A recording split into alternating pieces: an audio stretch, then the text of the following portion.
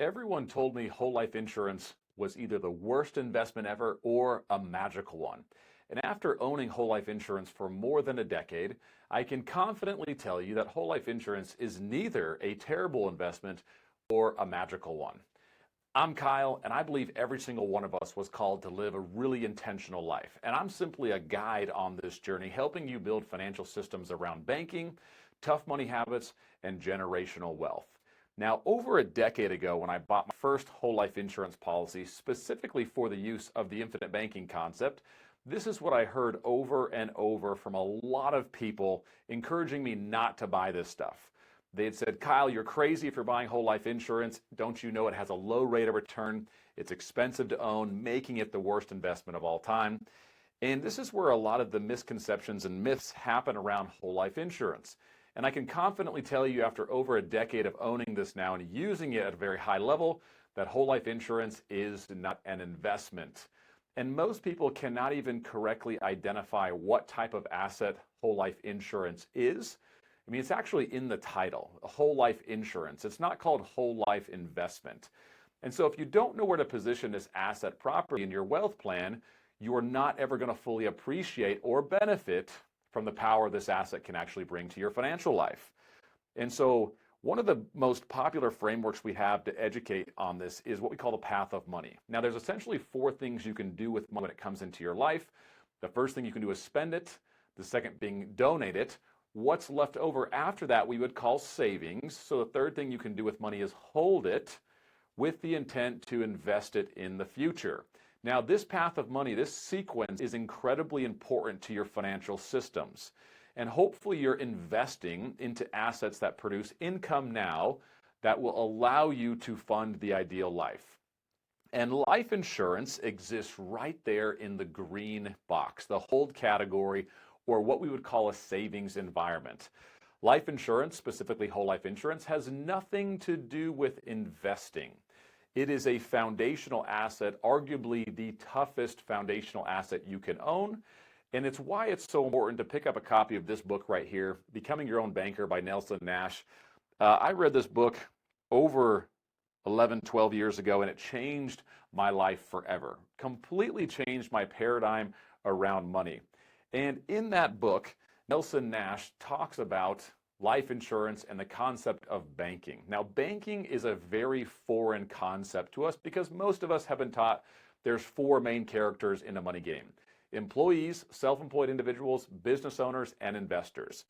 But if you start to learn about the world of banking and you pick up a copy of this book, which I'd encourage everyone to go read it, it's less than 100 pages long.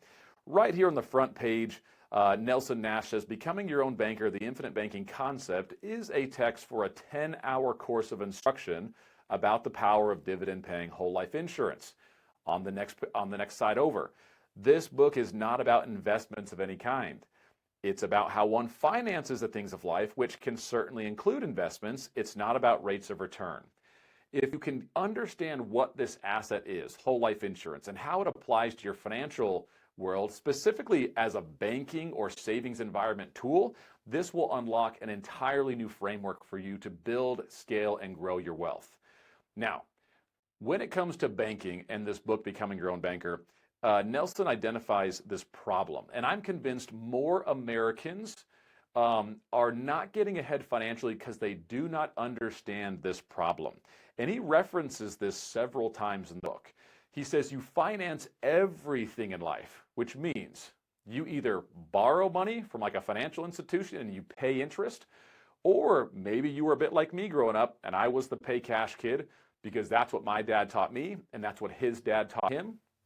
And a lot of times these generational wealth habits just get passed down the line, so we do what everyone else has done.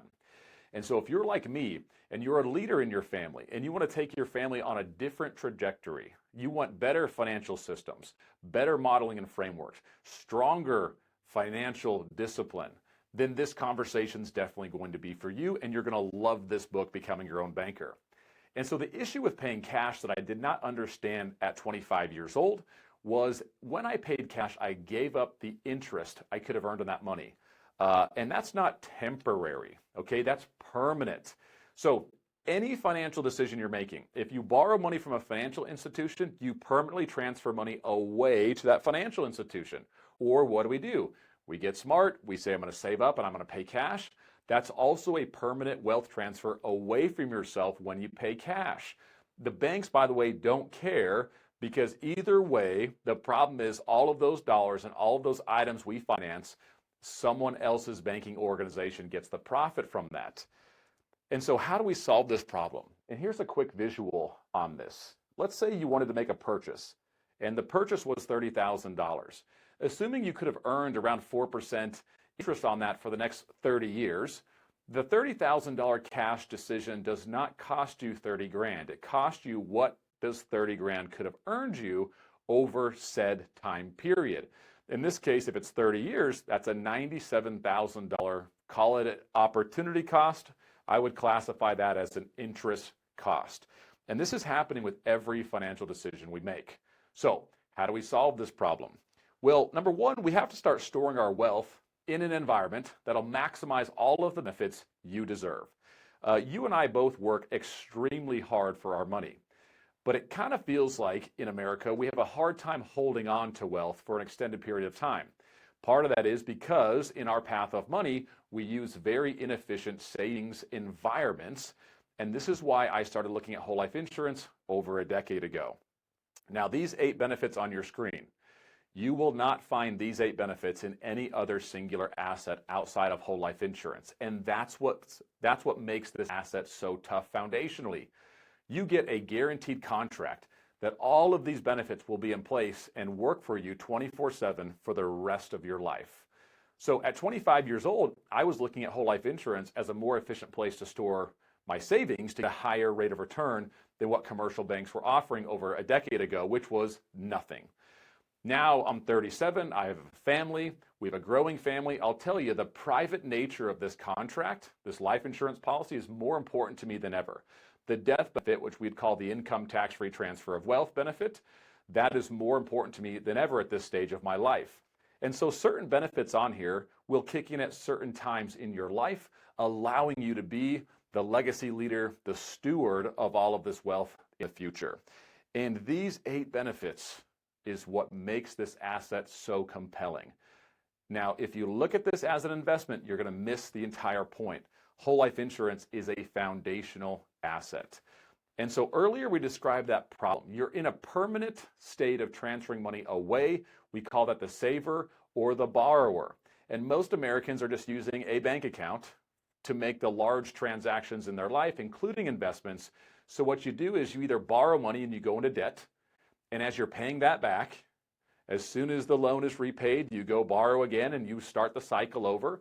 And so you're making these large purchases in life, whether it's vehicles, mortgages, vacations, whatever that may be. Whether you're a saver or a borrower, you're in a constant mode of permanently transferring money away from you. If you decide to use a bank account and add whole life insurance into your wealth plan, you now get the benefit of permanent, constant compounding. This is a wealth transfer. Every time you deposit money into your whole life policy, you're going to keep it permanently. And you can use that loan provision to self-finance the things in life you are going to do anyways. And to break this down further, when I was first buying whole life insurance a decade ago, people said, man, that's a slow-moving asset. It's a terrible investment. And it does take a little bit of time to get up and running. This is not a get-rich-quick scheme. This takes financial discipline, and you have to have a long-term approach to this. So if you're not going to implement this, I'll just tell you, a lot of your peers will definitely be ahead of you for the first several years of you owning whole life insurance. But you get this thing out a few years, 5 years, 10 years, which is where I'm at, 10 plus years. The growth and the compounding nature that I'm able to experience now is so far ahead of any of my peers 10 years ago who were telling me I was crazy. Now, this doesn't have anything to do with my investment criteria or strategy. This is my foundational wealth strategy, and it's all built off of guarantees. To break it down further, when you buy a whole life insurance policy, you're going to see this kind of slow startup. Now, a lot of this can be tweaked and performed based off of policy design, which is why you want to use the right guide when buying this stuff. And so as you get this process started, this financial system, the longer you have it enforced, the more aggressive this is going to be coming for you. So if you're going to use this for like buying vehicles in the future, what I'm able to do now 10 years in is not something I was able to do with this amount of leverage in my first couple years of owning whole life insurance. And so here's a policy that I bought over a decade ago after hearing a really wealthy orthodontist here in Chandler, Arizona talk about this. And I saw this and the message was so compelling to me. I'm like, I've got to buy one of these policies. So what we're looking at on the screen here is actually the first policy I ever ended up buying. And so I'm coming into year 13 now, and I'm going to pay in $8,000 of premiums. I would call that savings. I'm going to save $8,000. I'm going to put it into this insurance contract that has guarantees built into it. And the growth in that very next year is going to be $13,000. No risk. This is not attached to the stock market. It's a non-correlated asset. So it's going to grow $1.63 for every dollar I put into this. Now, this is not a large insurance policy. $8,000 back then was 10% of my income. That was my wife and I. And so the unfortunate part is I can't put $80,000 into this contract because the way it was built back then, it's got minimums that I can fund it with, and it's got maximums. And $8,000 is very close to the maximum I can put in every single year. Now, if we go another 15 years out, why am I using 15 years? I think most Americans can win the money game in 5, 10, or 15 years if they understand the world of banking and how it applies to their life. They've got the right financial systems, the right assets in the right sequence, and you've got a good wealth team or a series of guides that are helping you accomplish this. So if I go another 15 years, which statistically I'm likely to live that long, I'm going to put in the same $8,000 of savings. This year the policy is going to grow by $24,000. By the way, that's completely net of taxes, something that I really love about this. Or it grows $3.10 for every dollar I put into this. If I go another 15 years, year 43, and I reduce this thing down to the minimum premium. So the minimum premium is about $2,600 for this policy I bought back 10, 11, 12 years ago. And the monthly rate is like $220 per month. This is not a large policy. And if I put that minimum premium in year 43, it's going to grow by $36,000 that year, or $13.50 for every dollar I put into this. There is no savings environment, no foundational asset that I have found that grows like this, and it definitely doesn't come with all those additional benefits. So when it comes to the world of banking now, this powerful foundational asset, if we just use this as a banking tool, this is where the paradigm shift has to come into play. There's a few players here: the saver, the banker, and the borrower. All of us have been the saver. We all save money with the banker. The banker lends out money to the borrowers. The borrowers pay back the banker at a high interest rate, and the banker turns around and pays the saver back at a lower interest rate. And the banks have become some of the most profitable businesses in the world just owning this position in the money game right then. So the question I would ask is, well, what if we become the banker? Okay? What if we read this book and we understand that there's a fifth player in the money game that you can be, and it's the banker? This will change your paradigm around money forever. Once that clicks for you, you will never be able to look at money the same way again.